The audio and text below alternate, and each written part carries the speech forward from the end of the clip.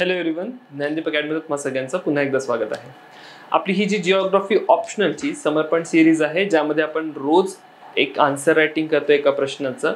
त्याचा आज 7वा दिवस आहे आणि पुन्हा एकदा आपण प्लेट टेक्टॉनिक्स मधनं आता बघा, आपण पेपर 1 चा जो पहिला टॉपिक आहे जिओमॉर्फोलॉजी, त्यातला एक प्लेट टेक्टॉनिक्सचा पॉईंट आहे, त्या पॉईंट पर्यंत पोहोचलेलो. आणि प्लेट टेक्टॉनिक्स बद्दल आपण काल पण चर्चा केली होती, सी फ्लोअर स्प्रेडिंग किंवा सागर प्रसरणाच्या माध्यमातून. आज आपण पुन्हा एकदा चर्चा करत आहोत प्लेट बाउंड्रीजच्या माध्यमातून. हा जो प्रश्न आहे, compare and contrast different plate boundaries, विविध भूपट्टांची सीमांची तुलना करा, हा यूपीएससीचा 2019चा प्रश्न आहे. राईट, यूपीएससी PYQ आहे 2019चा, महत्वाचा आहे. प्लेट बाउंड्रीज नेमक्या काय असतात ते आता प्लेट टेक्टॉनिक्स जेव्हा आपण शिकतो ते आपल्याला माहितीच आहे. हा जो प्रश्न आहे, या प्रश्नामध्ये एक सगळ्यात पहिलं चॅलेंज जे आहे ते चॅलेंज असेल इंट्रोडक्शन करणं. राईट, कारण की ॲज सच खूप डिफाईन करायला काहीच नाही. म्हणजे तुम्ही जर म्हणाल की मी प्लेट बाउंड्रीज वगैरे डिफाईन करतो, तर त्याचा ॲज सच खूप मिनिंग या ठिकाणी तुमचं राहणार नाही, कारण की तुम्हाला कंपॅरिझन करायचं आहे, साम्यता दाखवायची आहे किंवा फरक दाखवायचा आहे.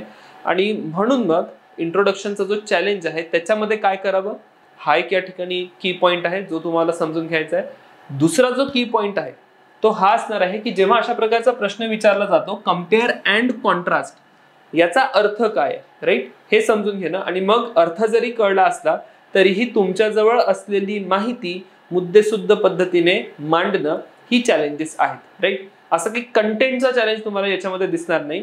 कंटेंटचा चॅलेंज नसल्यामुळे चुका होण्याच्या शक्यता पण आहे.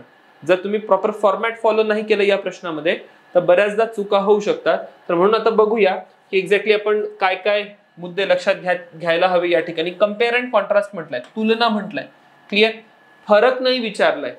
ओके, सो या ठिकाणी तुम्हाला फरक तर सांगायचाच आहे, राईट, कारण की डिफरंट एंटिटीज आहेत, तर म्हणून फरक सांगायचा आहे.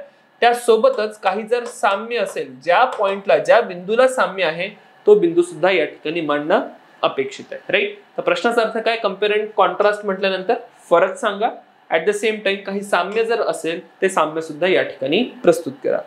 दुसरा मुद्दा, इंट्रोडक्शन मध्ये काय करावं.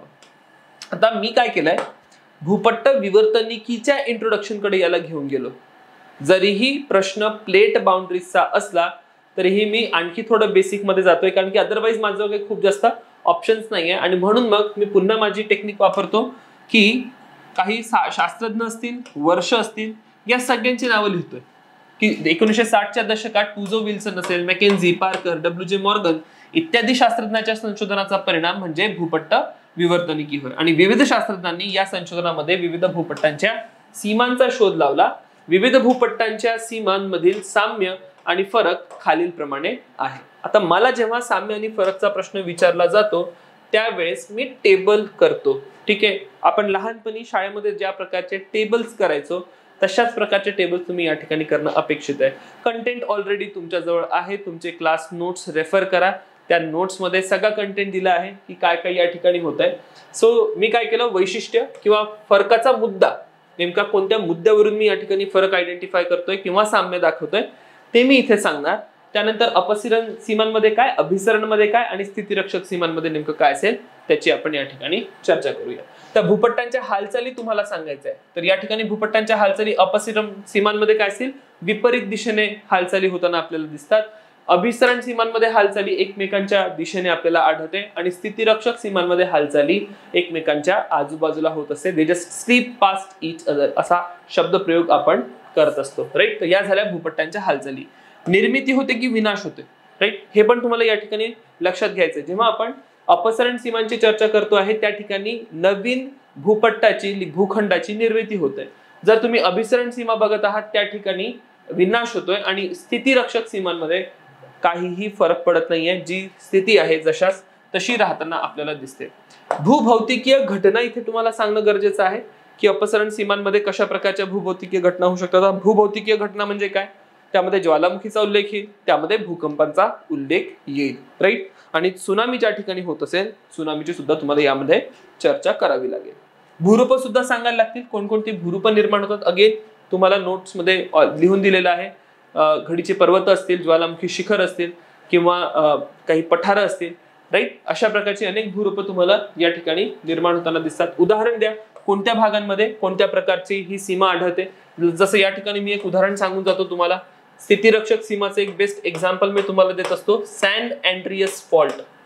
ओके, ही जी भ्रंश आहे सॅन अँड्रियासला, ते एक बेस्ट एक्झाम्पल आहे स्थितिरक्षक सीमांचा. आणि इन दी एंड आकृती, राईट, तीनही याची आकृती तुम्हाला या ठिकाणी काढणं अपेक्षित आहे. तर हे झालं की एक्झॅक्ट फॉर्मॅट काय असला पाहिजे, कंटेंट तुम्ही याच्यामध्ये फिल करा. एकदा हा फॉर्मॅट लक्षात आला की पुढचा मुद्दा जो आहे तो फक्त कंटेंट फिल करण्याचा मुद्दा आहे. नाउ फरक आणि साम्य विचारलेलं, तर मी यामध्ये प्रामुख्याने फरकच सांगितले, साम्य सांगितले नाही.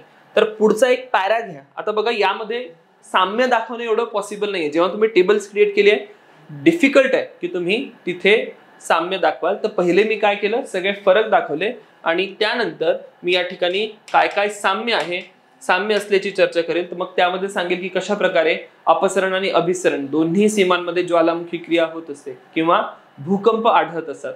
पण मग ते फरक कसे आहे किंवा डिफरंट कसे आहे पुढच्या वेळीमध्ये ते पण सांगेल, राईट. तर कम्पेअर अँड कॉन्ट्रास्ट ज्यावेळेस तुम्ही करत आहात तर अशा प्रकारे सुद्धा तुम्ही त्याला पुन्हा कंटिन्यू करू शकता. तर इथे आवर्जून साम्य कोणकोणतं आहे ते लिहा, कारण की या टेबलमध्ये फक्त फरक दिसतोय.